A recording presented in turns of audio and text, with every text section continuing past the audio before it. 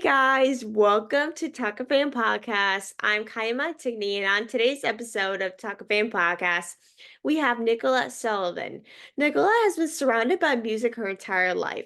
Both her parents are singers. Her dad was a lead singer in a hard rock band, and her mom sang backup for various bands.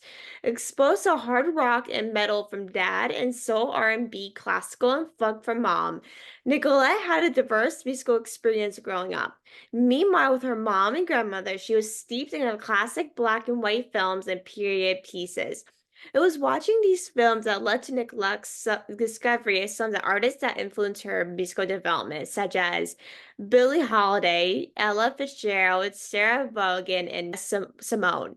Through musicals and singing tour while in school, Nicollette began developing her voice by pursuing singing professionally after high school. It was then that the writing for her sophomore album and continued to grow and evolve as an artist. Welcome to the podcast, Nicolette. Thank you so much for joining us today. Thank you so much for having me.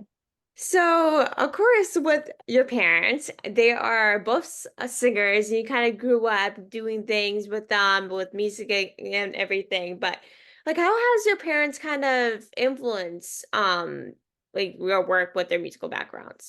So both of my parents were always involved in music in some way or another. I mean, my mother kind of transitioned out of it later on, but my father always kind of stayed with it.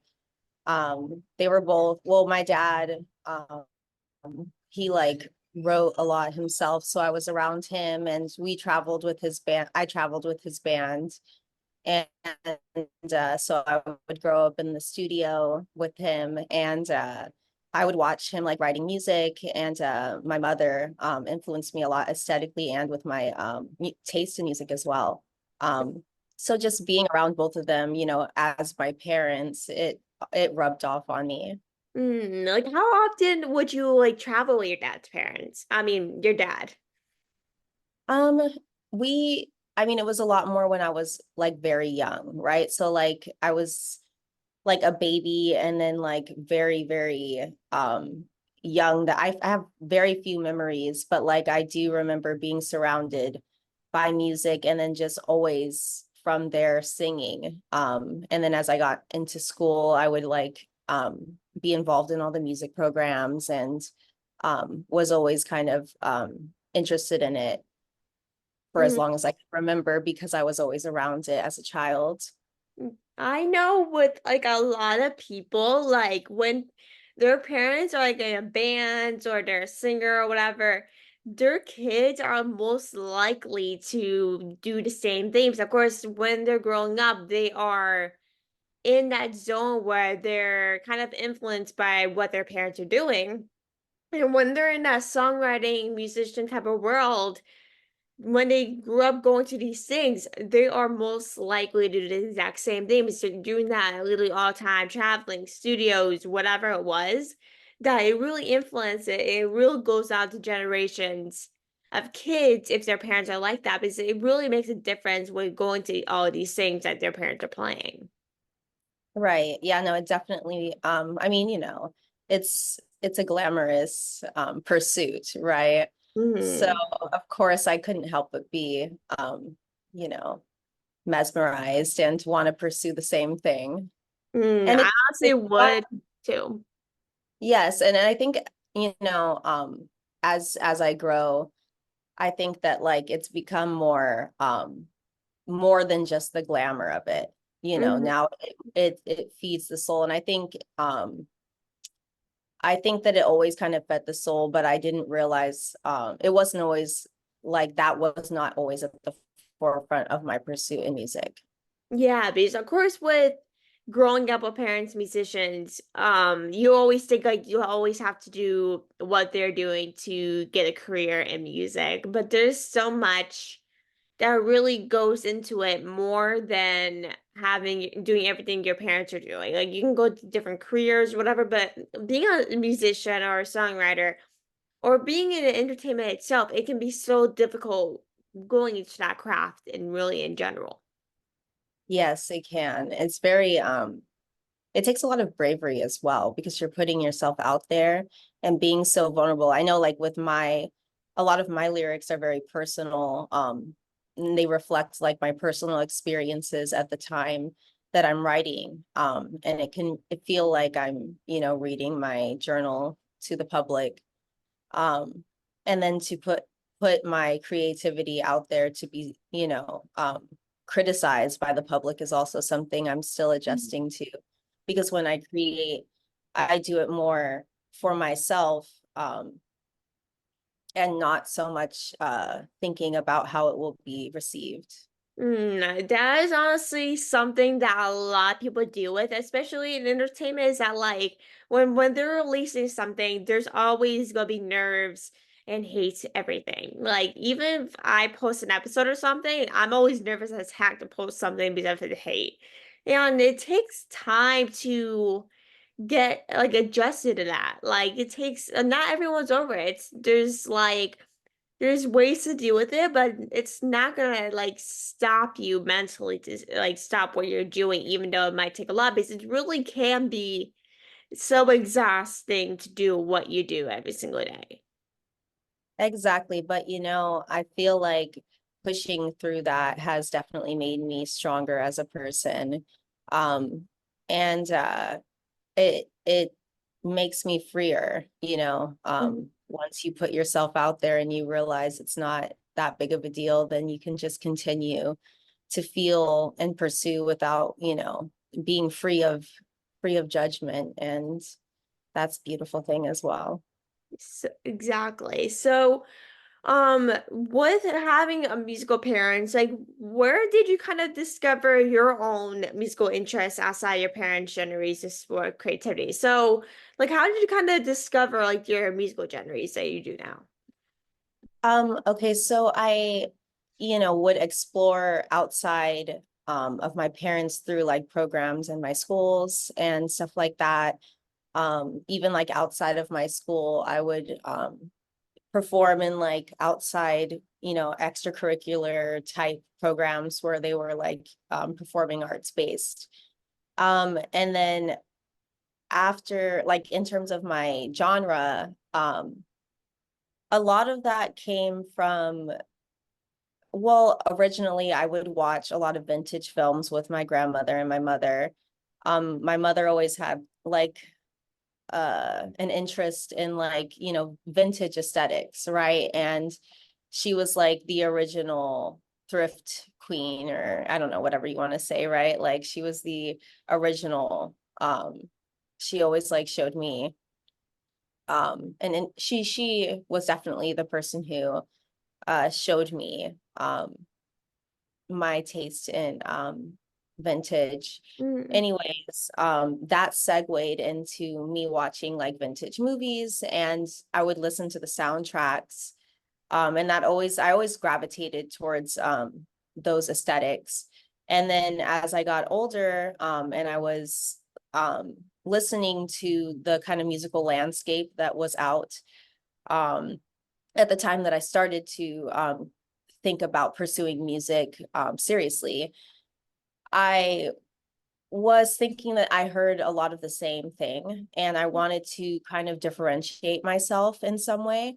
And I noticed even with like the music I started listening to, because I didn't want to be the same as everyone else. I wanted to listen to different music, So I thought that jazz was kind of undervalued. mm, And I started to really like dive into it more and more. And I found a love of it. And then when I started to, consider pursuing music seriously, it was like kind of a natural instinct for me to go in that direction because I was already listening to that type of music. Plus, I wanted to not do the typical style of music that I was hearing at the time. So it all kind of came together naturally. And then my sound, I think, has evolved a little bit since I just started. But I think that there's always kind of roots. I think timeless is a good word. I think my mm. my music always kind of sounds a little bit timeless.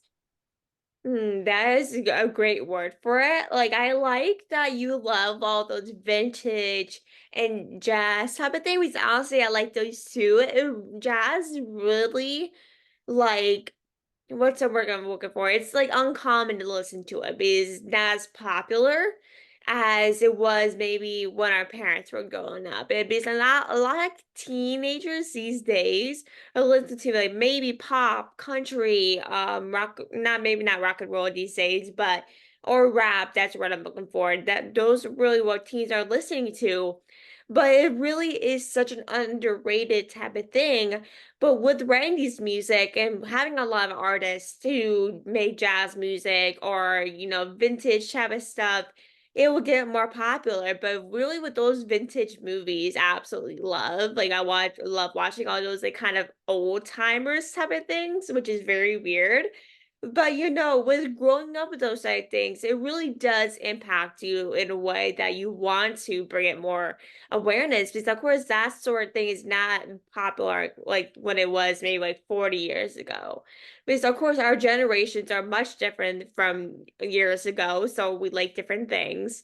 But it's crazy Exactly. really to see how much things have changed since when our parents were growing up compared to now, especially in music. Oh, exactly. Yeah, and I've always also just been such a romantic soul, Mm. at heart. So I think jazz really lends itself to the romantic in me.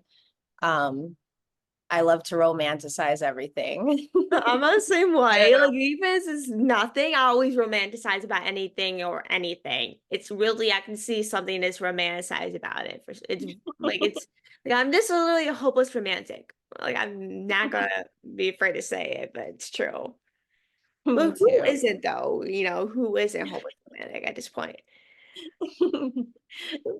But you just came out with a new song called Love Didn't Live Here Anymore. Like how did you come up with the idea of this song? So actually, I that was it was a song that was written by a friend of mine's father. Um, he is just a brilliant writer, and he had reached out to me. He had heard a few of my songs and reached out to me and, asked if I wanted to do the song. And he had sent me a couple, and that one really stood out to me. And it I write some of my songs, but some like I write most of my songs, I should say.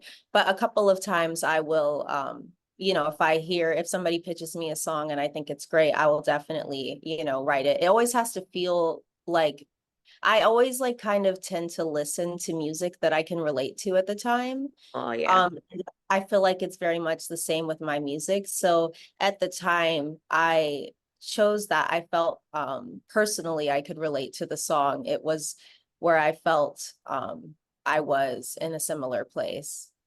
Like I know with a lot of people, they tend to write or publish songs that really mean to them at that point in their life. Like with most songs, they mean personally for relationships, family, mental health, or whatever it is.